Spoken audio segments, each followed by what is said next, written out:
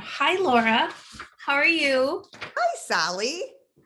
I'm so glad you agreed to do this for me, with me. And I just wanted to give whoever's going to be watching this a little preface. I'm working on my Gonzaga Leadership Capstone project, and Laura Miner here has agreed to do an interview because one of the pieces of my capstone project is to be able to share all the wonderful women in my circle.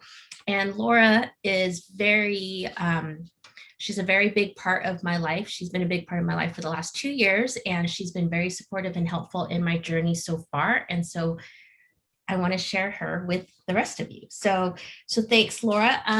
Let's start by you giving a little introduction of yourself, and yeah, that would be a great start. So Wonderful. So, I professionally am a leadership advocate and advisor, right? Sounds a mhm. little weird. Leadership advocate and advisor. How did that come to be? Actually, it came to be partially because of you. So, we had these great conversations after you recommended a book to me.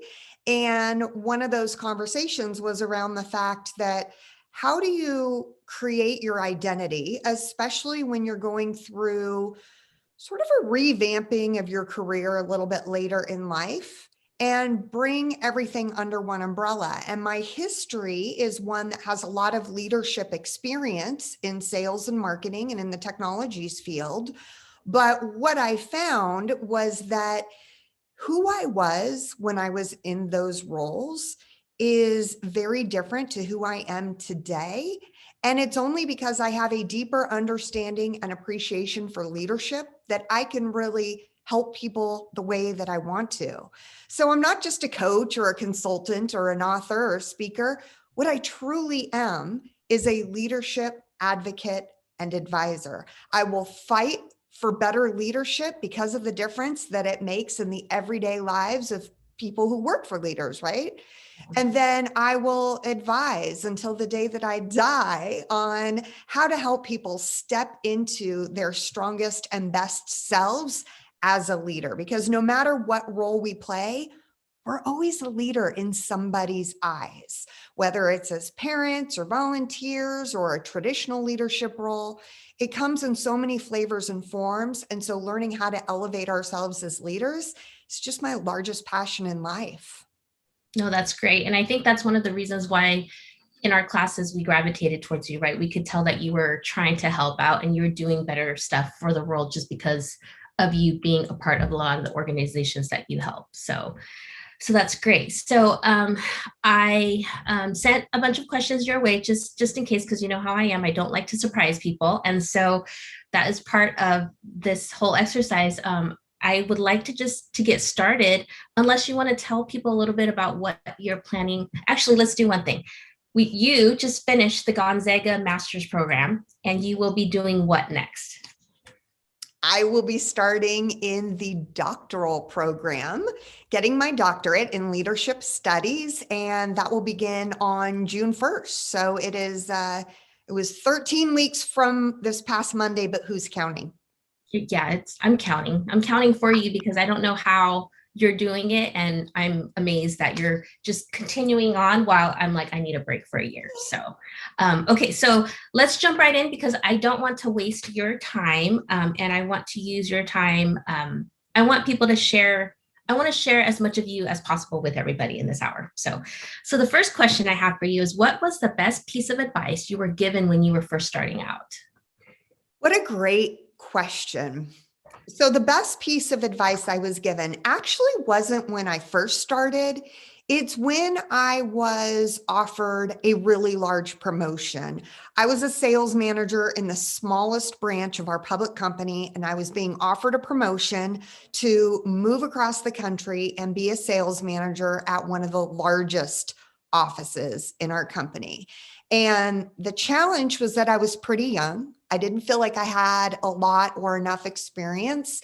And I don't know if you've noticed, but I'm also a girl.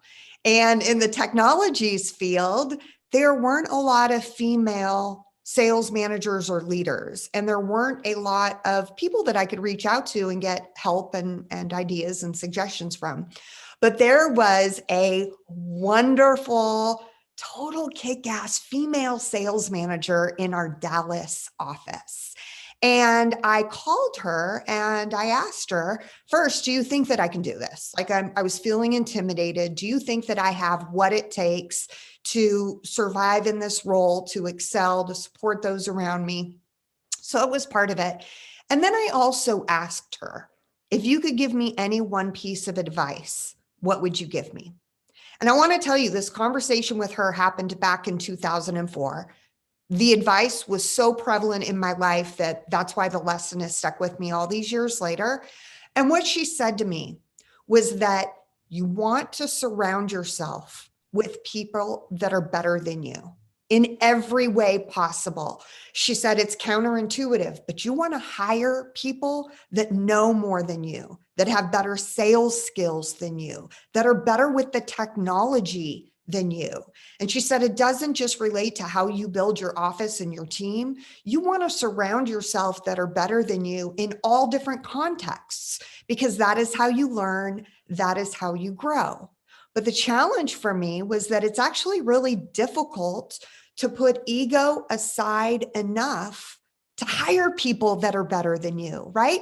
Here I was, this young woman who had just been given this wonderful opportunity, and I felt like I needed to prove myself. Well, how can you prove yourself if at the same time you're saying, I don't know it all, so I'm going to hire people smarter than me? From an ego perspective, that was a really difficult thing to work through. And it's something that's why it has stuck with me all these years later, because in the moment, I didn't quite understand the humility you had to bring to the equation to be that type of a leader. It took me a whole lot more years to fully learn and embrace and understand that. But her advice to surround myself with people that are better, smarter, more knowledgeable was the best advice I ever received. No, that's great. Humility, I feel sometimes comes with age, right? Like if you would have asked me this question the same time, same way 20 years ago, I was full of ego. And so I'm completely different than who I was 20 years ago. So I completely understand that. Okay, so next question is, what point in your life did you first learn about your field of work and what called you to it? Ooh, my field of work. So this is an interesting journey. I didn't have a single moment. I would say I had an evolution. And it was an evolution that arose from working for phenomenal leaders that really taught me a lot, that made me feel connected, that made me feel like there was an element of trust in our relationship. There was psychological safety. There were components that gave me room to thrive. And I worked for a handful of horrible bosses, leaders that, movies and books could be written about that were the polar opposite. And so I saw this spectrum and I saw the effects that it had on culture, on the workplace. And what happened for me was, as this evolution continued, and I saw more and more examples of deficits in leadership that imploded workplace organizations on small levels and large. One of my favorite clients, the entire company shut down, large public company, because really ego set a tone that rolled down throughout the organization and it caused the implosion. And so mine was not a single moment. Mine was an evolution, and looking back and sort of tracking the data points and looking at the differences between great leaders and not so great leaders, and being so curious that every book I could read, article I could get my hands on, person I could interview, I just started filling myself with more and more knowledge, experience, stories, and it just evolved on its own. No, that's great. A lot of the people that I work with, there's some people are very intuitive driven, emotion driven, and others are very data driven and give me one or the other. And it's fun to hear you talk about both, because we do really need both. We need the data to back it up and to also see the historical stuff. And then we also need the feelings and the emotion, because oftentimes that is what drives and motivates the way we do things and move forward. And so it's interesting to hear you say it verbally and out loud, because oftentimes people can't articulate that, or they don't feel comfortable saying it in an organizational atmosphere. So people feel comfortable doing both. You know, we're very strong, especially in technology, we're very strong on the data side. And well, what if I feel this way? Well, it's a feeling. What do you have to back it up with? And, you know, so yeah, I like the way you say that. So that's great. What is your no fail go to when you need inspiration or to get out of the creative rut? Again, this is an evolution. Mhm. I would say I don't really get into creative ruts anymore. But the reason for that is because I learned long ago what contributes to my creativity, and I have a system to provoke it every morning. So I have a particular playlist that I listen to that gets me excited and pumped and energized. And then I have a morning routine, and there's different pieces and parts to it. But to answer your question, one piece of that is I use an app called Blinkist. If you've never heard of it, I love it. Blinkist is 15-minute book summaries. So let's say, and you listen to them or you can read them, you get your choice. So let's say, as an example, right now I'm doing some writing and some research on humility, actually, as it stands. And so one of the Blinkists that I listened to today was a book on humble inquiry. And so I listened to this book. It gives me insights for what it is that I'm actively studying. It gives me an opportunity to connect the dots. And for me, part of my creativity is, how do I take that information and then turn it into articles and videos that I can share with my clients, with people who follow me on social media, and do so in a way that's educational and informing without being devoid of my creativity, right? Because I don't want to just sit there and drone on humility. You know what I mean? Yeah. So finding ways to draw my creativity into that, it's a system I've developed to keep my creativity finely honed.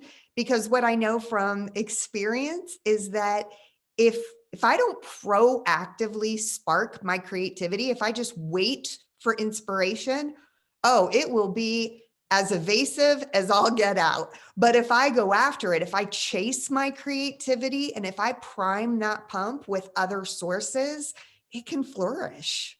No, that's great. When we started our Gonzaga program, and one of our first classes is that the create class, the 605 class. We, you know, our cohort was six, there's 8 of us, and we range from 3 people from the service, 2 business leaders, 1 director, you know, a tech director. It's very professional people, and we're all walking into this create class and this pottery class, and we're like, why are we here? Who has time for creativity?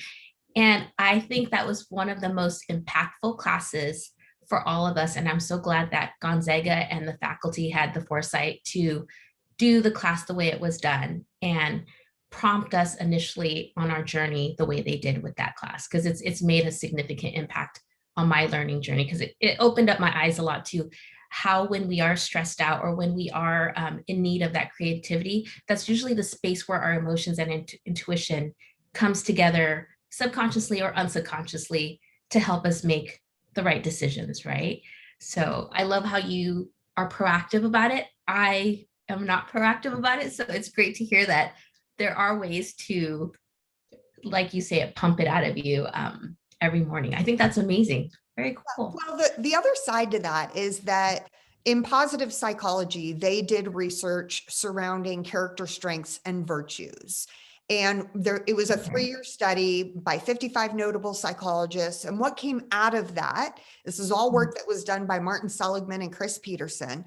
What came out of that were 24 character strengths that are across the board. It doesn't matter your socioeconomic status, which corner of the world you live in, your gender. These are 24 strengths that all humans possess in varying degrees. And one of those 24 character strengths is creativity. Good to So know. how you embrace it, how you embody it, how you elevate it. Sometimes we only elevate it when we need it, right? Like situationally, we may need it, but we don't use it actively every day. For me, it's what's considered a signature strength. It's a top strength for me. So for me, I know that elevating it and using it helps me thrive. No, that's awesome. I will make a note of my other question and I will bring it up at the end if we have time. But let's see. Name a fear or professional challenge that keeps you up at night. I think the thing that probably the biggest fear that I have, and I know that this is not uncommon, but it is something that I deal with, is imposter syndrome, is feeling like I don't know enough to help other people. And I had a mentor years ago that gave me a really good, solid piece of advice surrounding this. I was told there will always be people who know more than you. Your job isn't to impress them or teach them. Your job is to learn from them. And then there will always be people who know less than you. And those are the people that you are there to help and serve. And as you learn more, develop more, grow more, there are more and more people for you to be able to help. But expecting that you should have all this knowledge and know everything under the sun is just not reasonable. So I do deal with imposter syndrome. There have been times when I've sort of questioned, should I have accepted this client contract? Do I know enough to really make a difference in the way that they need me to make a difference? And I always do. So it's really just a fear that exists in the 6 inches between my ears, not necessarily one that holds me back from my career, but it's hard, right? The more education you get, the more ideas and insight you have, the more that you grow and develop, the more you want to help people. Yeah. But when you're getting into the out of the pond and into the ocean, as I put it, it can also be really intimidating. And I think that's the one struggle that I deal with more than anything else. Yeah. I have, we talk about imposter syndrome and you know me, I'm very verbal about how I feel and I reach out to people because I think I get a lot of my confidence from others, which is something I'm working on, right? But one of my really good friends, she works at another technology company and she's amazing. I've known her for probably 20 years and she messaged me literally, I think it was either yesterday or the day before, and she's like, I'm really feeling imposter syndrome. What do you do when people tell you that you're doing really well at a certain skill, but you know you need to improve upon it because it's not as good as where you want to be? And I had to think about it because, my first reaction is to tell her how amazing she is and da da da. And, she's superwoman. But what I was really hearing from her was that it was the imposter syndrome. She recognized that people saw it as a skill, but she didn't feel like it was good enough for her standards. And so at that point, I really did have to stop myself and say, well, you're looking at two things here. You're looking at what people perceive you as, and the other piece is what you see yourself as. And at the end of the day, they are two separate things. And you have to make sure that you know that because they see something and it's consistent with what you've been showing them, but what you see might not reflect that because you're so much harder on yourself. So my follow-up question to you is, when someone does reach out to you, what would you say to them if they had like an imposter syndrome moment? Because we all have it, so. Yeah, absolutely. I think it's really important to mind the gap. And for anybody who has ever been to the UK, everywhere you go at the train stations, they have these big signs that say mind the gap, meaning don't fall in the gap between the train and the platform. And it has always sort of created this analogy for me that when we're moving through life, we have to mind the gap. There will always likely be a gap between other people's perceptions and how you view yourself. But where is that gap? What is that? It is okay for other people to see you as being really proficient at something, and at the same time, for you to see yourself as wanting to grow and learn more. Yeah. Mind that gap. Know that that gap is there. What do you do when you get off the train? You step over the gap. How can you do that in life? You can learn, you can deepen your knowledge, you can make it a priority to utilize that skill set in different ways and through different avenues so that it develops more concretely. But I think part of what happens is that we have this either or thinking, this black and white thinking. I'm either good at this skill or I'm not good at this skill. But truth of the matter is, you can be good at this skill and still have a gap to where you want to be excellent at that skill. And navigating the gap is where you find that strength. No, that's a great way of putting it. Yeah. And I appreciate you talking about that, because that is a big, that, especially in the tech field with a lot of, there's not as many people of color or women still to this day in that space. And so this is also one of the other reasons why I wanted to do these video series, is because I wanted to highlight women in places like aerospace, in tech, in leadership consulting, in medicine, in everything. And I want to cover that. And so I'm glad we get to start with you, because this is so fun. Okay, so knowing what you know now, what would you have done differently when you were first starting out? I wish that I had kept track of my lessons. It is something that I do now, but if I could go back to my 18-year-old self and say, start writing down the lessons that you learn, start writing down and capturing the things that go on and how they influence later decisions. There's so much that happened in my life that I allowed to build up as negative memories that aren't negative at Right. all. Yeah. They are what shaped me into who I am.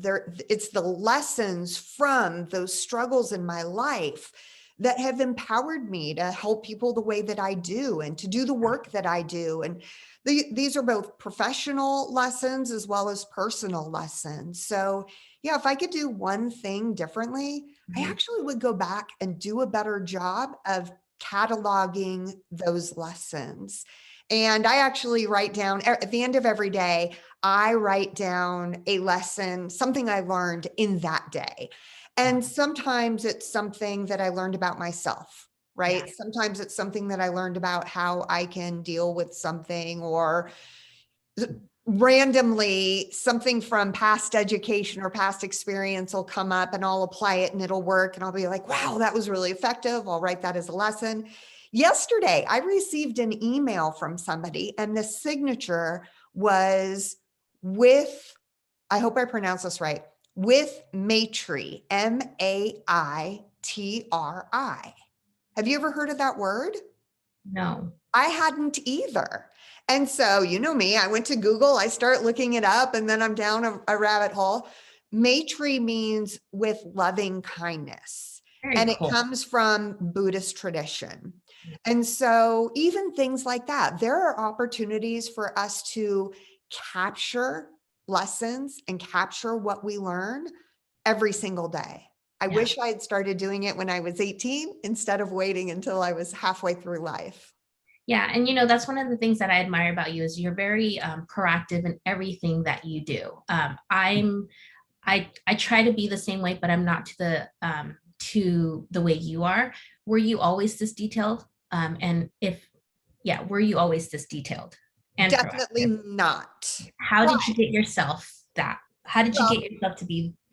I bridged a gap. So Okay. I was not always this detailed, but I was always this curious. Okay. Curiosity is another one of those 24 strengths. Curiosity is one of my top 5 signature strengths. When I started making a committed effort towards how can I elevate my curiosity from being something that's just a sense, that's just who I am, to being something that is actively leveraged to improve my life.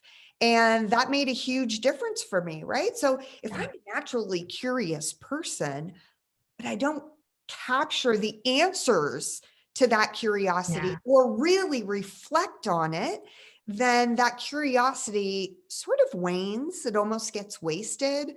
And so part of again, the evolution of how I do things like this and why I do things like capturing my lessons is really about an intentional and deliberate effort to elevate my strengths. No, that's great. I think that helps everywhere. We're so used to documenting what we've done performance wise for work. We're so used to documenting a daily log on our food when we're trying to hit a goal with our weight. We're running goals, whatever. And how often do we actually document our daily life where that's probably the culmination of everything that we do, right? So, no, that's great that's a good, I think a lot of people will find that helpful. If they are just starting in their careers, or if they're looking for themselves like I was 2 years ago on this journey, right? So very cool. What is your personal or professional motto? Mm-hmm. Here's my business card. My professional and personal model Mm-hmm. is fueling success with science. That is on my business card, on my website, on my brain.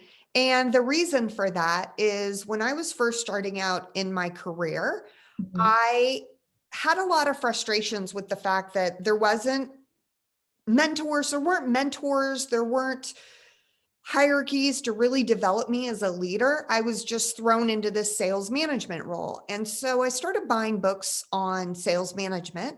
Yeah. And what I found, now I totally take ownership for this, right? I didn't understand the difference back then, but I read a lot of anecdotal stories, one Yeah. person's journey on how they became a sales success. But it wasn't predictable. It wasn't repeatable. It was an anecdotal event of success. Right. And then in the early 2000s, maybe mid 2000s, I read The Leadership Challenge. And it was really eye-opening for me because it was, we read it as part of Orgel too, which was a really insightful thing because I had read like edition 2, I'm pretty sure it was back in the 2000s. And then the newest edition, which I feel like is at 6 or 7 or 7. something. Yeah. Yeah. And so for me, that second edition, way back in the early 2000s, was mind blowing. Yeah. When I understood that there were certain patterns that could be identified, that could be tested, that you could look at the validity and the reliability of the environments that they were tested in, that you could see what worked on a larger scale, not just one person's anecdotal story about their success. That is when things changed for me. That's when I moved away from reading those types of anecdotal books and moved into science-based, science research-backed foundational readings like the Leadership Challenge, Yeah. following people like Daniel Goleman. All of that was life-changing for me and for my career, and for ultimately leading me down the path that I'm currently on with getting my PhD in leadership studies. No, that's great. I think that's one of the things that a lot of leaders struggle with is finding how to scale a successful team, how to be able to duplicate their work, regardless of the different personalities in the group, or the motivation level or whatever, and how to do it in a way where you're also growing leaders within, right? And so I think that's one of the reasons why I also took on this leadership journey at Gonzaga as well, is I wanted to be able to help grow the next generation of leaders. And in order to do so, I learned that I had to be a leader myself. I couldn't stand on the byline and just give advice, right? And that's really my comfort zone. I'd rather be like, oh yeah, you look good, dude, keep going, you're doing great, right? But I've learned, and I've heard this from a lot of my friends, and a lot of my peers are like, you should really do this, you should really do that. A lot of people would benefit from it, and I'm like, I want to give benefit my own way, but that's not the comfort zone, or that's the comfort zone. And that's one of the things that it's part of reading your book. And it's been, my journey the last couple of months. I'm reading your book. I'm reading a couple other books. I've done some consultations, and there was a lot of internal struggle, internal movement, internal changes the last couple of years. And even prior to that, I told you about my journey 2015, in 2015, where I was struggling with family life, and regardless of everything else looking amazing to people outside of my life, And so I just think it's amazing that we're at a place where I'm finally feeling calm because of the things that we're talking about here. So anyways, off to a tangent. I'm not trying to take you off of the tangent, but okay. So name a woman or women, past or present, whom you admire or look up to. Ooh, this is so easy for me. We got to give it to the notorious RBG. Ruth Bader Like, Ginsburg. Oh my gosh, like what an amazing woman. yes, And I don't just mean what people know about her in recent years leading up to her death, but if you look at where mhm, she started, the boundaries that she was willing to cross and fight for women's yeah, equality, what she did to really show up and shine and make a difference in the world, equality on so many different levels, not just gender equality, but in terms of race and ethnicity and socioeconomic status, and just trying to make the world a better place. And she is someone that every book, every story, every movie, documentary that I can see, read, or watch on her, I do, because it's inspirational, incredibly inspirational. yeah. If I can even be a fraction of the woman that she was, I will feel like I succeeded in life. And she helped so many people, and she charted the path Yeah. in ways that forever changed the landscape for women in this country and around the world. So she's definitely my idol. Very cool. I have like five of her books, the kids one, because I want to be able to tell that story in layman's terms to people. And then her huge autobiography. And then one of her ones that it says Notorious RBG. That one's really cool. I think that was one of my favorite. But I just, yeah, I didn't know about her before, and I became totally fascinated with her in the last 4 years, just because it's things like this where women are not highlighted for the things that they do, and there's maybe people in law who knew about her, people in the justice system, but people like me who have never even thought about, pursuing law or really following the law, who knew. I didn't know about her, I didn't know about her. So yeah, I agree. Very cool. Very cool. Okay. Let me see. It's 8:37. We have a couple of questions left, and I want to be able to make it through all of them. Has learning from a mistake ever, I know the answer to this, but I'm going to ask it anyways. Has learning from a mistake ever led you to success? Absolutely. I think there's a few different pieces and parts to this, Yeah. though. I learn from my mistakes now because I'm much more self-aware than I was earlier in my career. And I'm Mhm. also much less punishing. And what I mean by that is that if I made a mistake early on in my career, I beat myself up for it. I had a pattern of negative talk that would continue to beat myself up for it long after it mattered. I put a spotlight on my mistakes that made them grow larger and larger and felt so heavy in my mind. And it took a long time for me to realize that A, those mistakes were never as big in reality as they were in my own mind. And B, without those mistakes, I would not be who I am today, which is part of the reason that I put such emphasis on recording my learnings, really walking through my mistakes. Even now till this day, if I make a mistake, which I do every day, it might be little, it might be big, but just taking the time to take a step back and say, a mistake is the result of something I did, right? It's something an action I performed, it's a behavior that may be translated into an action. It is a thing. It is not me. I am not a mistake. So I had to figure out how to really sever the difference between how can I approach every challenge with a growth mindset so that when those inevitable hurdles occur, I can overcome them by looking for the learning lessons and realizing that without those mistakes, I can't further grow and develop. And, it goes back to, we've all heard the story about Thomas Edison and his 10,000 failed attempts at the light bulb. And whether that's true or not true, it's definitely a good story. But Yeah. the one line that I've heard repeatedly that always stuck with me was when he said, I haven't had 10,000 failures. I've had 10,000 revelations about what doesn't work. Right. Yeah. And so all of those learning moments are incredibly important. No, that's great because, you know, one of the things that we're learning or we have learned or some people know off the bat is that a lot of the things that we do has been influenced by our parents, our culture, our school, our education, others around us. And oftentimes we're not really listening to what we or whoever is within us, right? And so I'm enjoying our interview so far is because you're so self-aware and you're obviously taking an intentional steps to becoming more self-aware and to understanding why you tick and do things the way you do.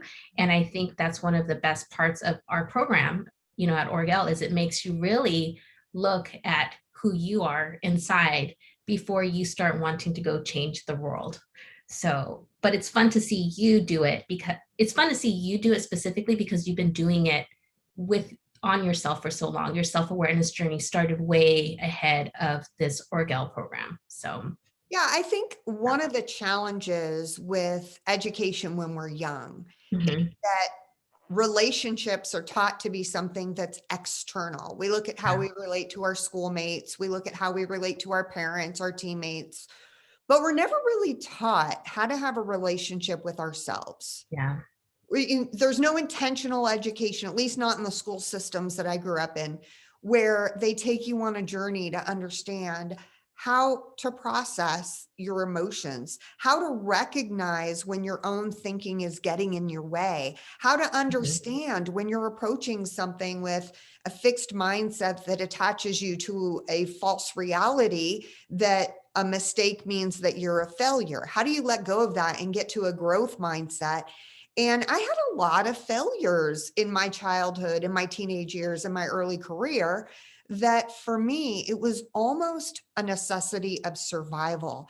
I had to develop a relationship with me and understand how I moved, how I operated, how I was affected emotionally by certain things. And I knew that if I didn't do that, I couldn't help people in the way that I wanted to help.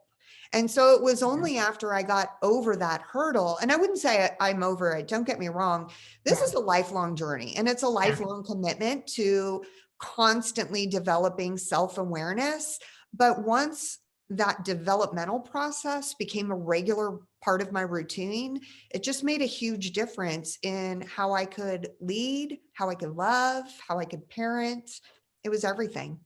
No, it's awesome. It's awesome to watch from my perspective, seeing how you just tackle the world. Like it's amazing. Like when I have a bad day, I'm like, I can't, it's okay to feel this way.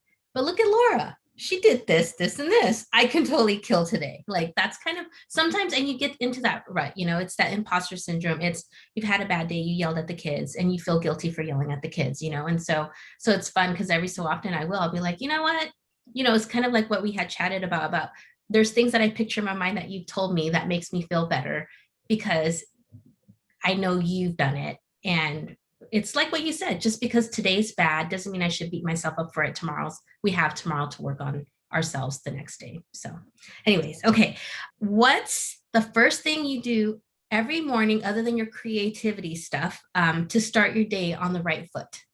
I have a very solid morning routine. It takes me about an hour and 15 minutes, and it includes meditation first thing. I will not compromise my meditation, largely because of the neurological benefits that you get from having that practice. And it absolutely makes me more self-aware. It makes me a better leader, makes me more connected throughout the day. So it's one of those things that is a non-negotiable for me.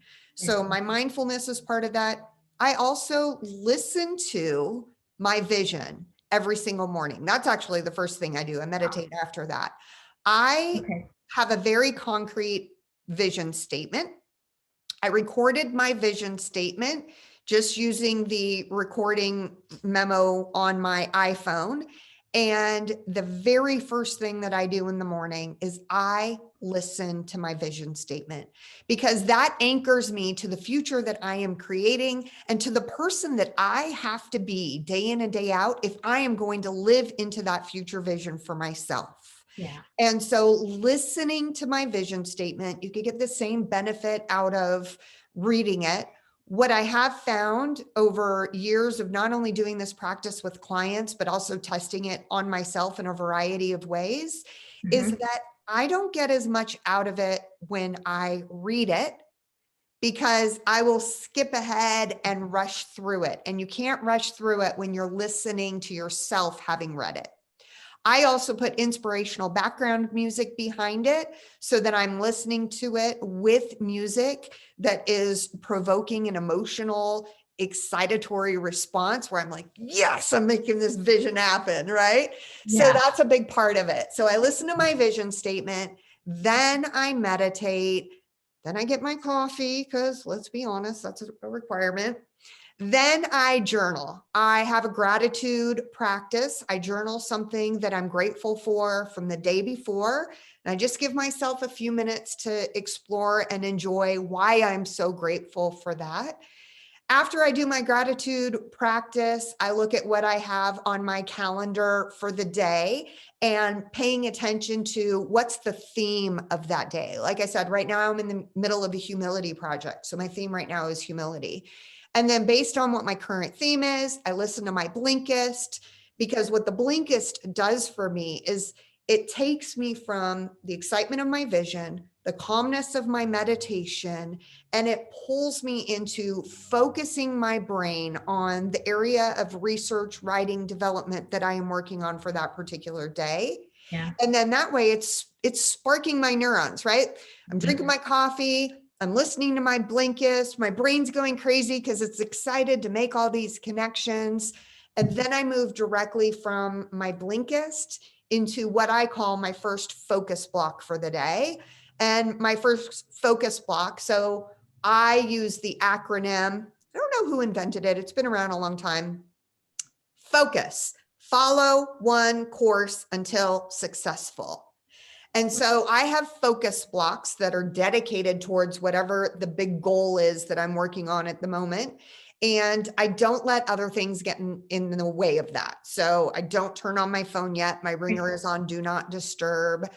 My husband knows not to come up to my office and disturb me during this time. So those are all parts of my morning routine that keep me connected to my creativity, that keep me making the connections so that my sense of curiosity can be working in overdrive, and that really keep me grounded and rooted to what matters most to me. It's all in the vision, and Mhm. what I'm working daily to achieve. And then the other important piece, and this goes back to something that we have talked about through a few different questions, Yeah. is I am much better now at focusing on what I did do within a day versus what I didn't do. Right. Because let's be honest, the list of what's undone can go on forever, Yeah. right? There's always something more to do. So one of my practices at the end of the day, kind of like I have my morning routine, at the end of the day, I have my evening routine, and my evening routine involves focusing on what I did for the day. I don't get wrapped up in what I didn't do. If I need to move something a day out or even a week out on my agenda, I now give myself permission to do that gracefully and to do it with a sense of ownership that says, here's what I accomplished today. And I am very proud of what I accomplished. And it's okay that I had this undone and I had to move it. No, that's great. I have a follow-up question to that, but I will leave it at the end. How about that? Let's see. Last question on the list, and then I will follow up with a couple other questions before our time is out. If you were given $100 million, would you run your business any differently, and how so? Absolutely. If I had $100 million, Mhm. I would work for free. That's what I would do. If I could just help make a difference. So my biggest passion and why I pursued leadership is for the end result, the ripple effect that it creates. I want to improve the lives of everyday employees by improving the leadership structures that affect their lives. We're not all meant to be leaders in the corporate hierarchy of leadership. Yeah. Some people are really wonderful, let's call them taskmasters for lack of a better term, but they, in a lot of circumstances, don't even want to be leaders, right? But even if you Yeah. don't want to be leader, everybody wants to work for a good leader. Right. Everybody wants to enjoy their job. I saw a statistic. There's an IO psychologist. I'm trying to remember his name. Maybe Andrew Neighbor. Anyways, there's an IO psychologist that had done a study. And among the things that were in there is the fact that we spend 90,000 hours on average in our lives working. That's a third of our lives that we spend in a work environment or context. Yet there was I think it was a 2017 study that had been done that talked about the fact that 85% of employees are either disengaged or actively disengaged. Right. And so much of our fulfillment and happiness comes from whether or not we can work in an environment where we're engaged, where we can use our strengths, where we have leaders that make us feel psychologically safe, where there's an air of trust and support within the environment. And so for me, being able to make a difference in the lives of everyday people through the elevation of better leadership is what matters more than anything. And if I could do that for free, because I had $100 million sitting in the bank and I could just, Yeah. make a difference in the world in that way, I would do it in a heartbeat. No, that's great. I think many of us on the Orgel journey feel the same way. Like there's this innate call to help or call to improve or just call to be better for the world, right? And we see it in, I would say 95, probably higher percent of the people that I've interacted with at Gonzaga. And that's why you're one of the few people who I appreciate, because there are a lot of people who are taking the program to get through it. You see it, and it might just be that part, that time in their life where something's happening on the outside, and for this class they just have to make it through. But for other classes, they may be different. But you're one of the few people who I've seen, not one of the few, one of the many people who I've seen in the journey where that you take everything and you're looking for that lesson learned through every single one of the classes, and you're not just trying to make it through or graduate or pass the class or whatever, right? And that was one of the questions that was one of the reasons why I reached out to you in January, to talk about some of the things that I was trying to work through internally. And what was funny to me, probably not funny later, I'm sure it'll be funny even later, but I felt very self-aware, yet I was still very conflicted. And you can see the conflict in even just the choice of project for my capstone project, right? And so I was like, you know what, I'll reach out to Laura and she'll help me figure this out, because she knows exactly what she wants. And there's got to be a reason why she knows exactly what she wants, because she's self-aware, she's motivated, a lot of the things that I am. So what am I missing that I don't have the same focus that Laura has, right? And it was funny because you, of course, being you, were like, Sally, you need focus. You need to figure out what your mission, vision, all that stuff is, and focus, because everyone's going to always ask something of you. But if you don't have that focus, you're going to try and give everybody everything, and you can't do what you're good at.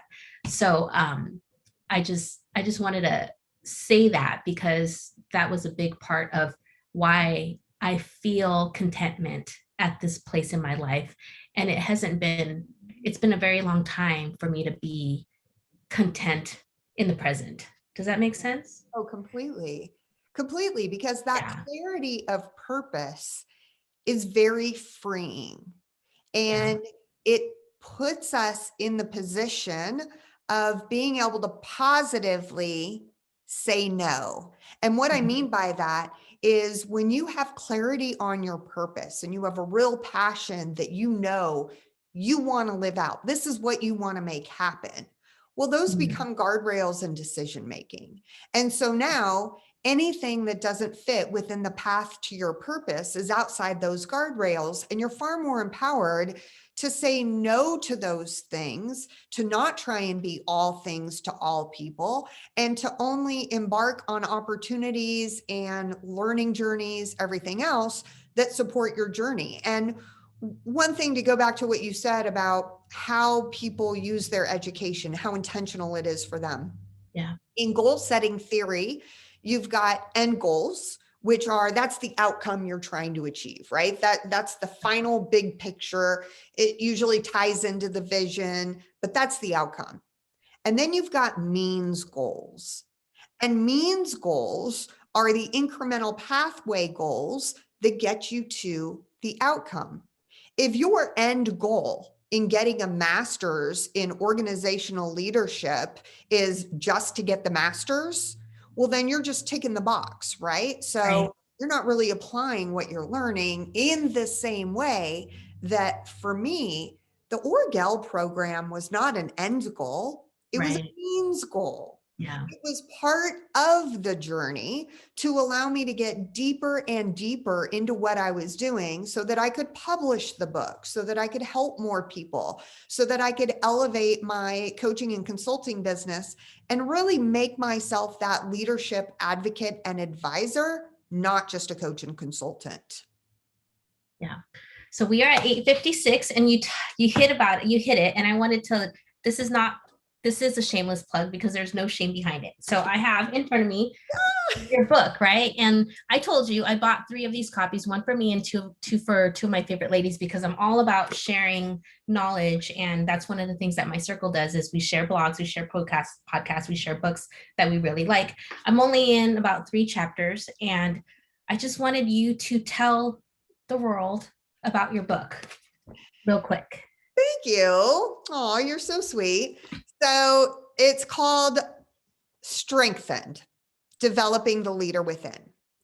And the background on it and the passion for it is the fact that oftentimes, and this was the case for me and a lot of other people that I've interviewed and spoke to, people within middle management are promoted because they were good at their job. I was a good Right. salesperson, an account manager, therefore I was promoted to a sales manager. There is a huge difference between being good at your job and being a leader. Right. And the educational journey that gets you from point A to point B oftentimes doesn't exist. Now, I'm not saying that it never exists.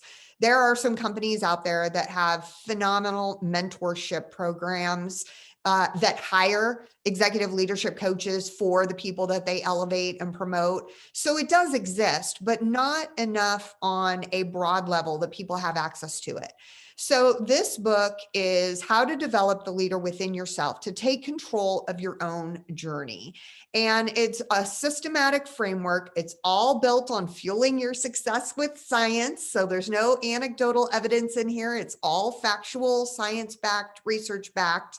And it takes you through research-based processes of connecting with your vision, discovering your strengths, adjusting the habits and behaviors that are going to get you to your future self, and achieving your goals. And it's a culmination of a lot of different research, education. When I did my bachelor's, it was in organizational psychology, working under a PhD in IO psychology. And my honors thesis was goal setting theory. It was much more complicated than that, but it was based on goal setting theory. And so I've taken everything that I've learned, everything that's been a part of this system, and put them into a customized coaching program. It's a signature coaching program within my business. My book includes a downloadable workbook, links to take tests and assessments. You get your ranked list of your 24 character strengths. I'm actually in the process right now of developing an online coaching program that will facilitate it. so that not all my coaching has to be done one-on-one, because that's an example of something. I can only help so many people when I'm coaching one-on-one, but through an e-based online coaching program, I'll be able to help more people. So yeah, so thank you for sharing it, Sally. And thank you for being such an amazing, supportive woman. That I don't even know if it's a quote, if it's an adage, but that slogan that you always hear: empowered women empower women. And I'm so thankful for where you're at in your journey, for how empowered you are, for the way that you're choosing to elevate and empower other women through the process of Hey Sally and these interviews. And it is just so exciting. And I'm so glad I get to know you and see how your journey unfolds and watch it over time. And it's amazing. Yes. You and me both. We're very different, but we're a lot alike. And I'm just grateful that Gonzaga has brought us together. And so, you know, I'm I text you, I tell you this all the time, how much I appreciate you, and I appreciate you some more today for all of this good stuff that you do with me and putting up with my technical issues and all kinds of stuff. So thank you, Laura. I will let you go because it is 9, and I just wanted to say thank you for taking your time to spend an hour with me. You are so welcome. Thank you, Sally. I can't tell you how much I appreciate you doing this, not just for interviewing me, but for how you are making a difference in the lives of others. So thank you.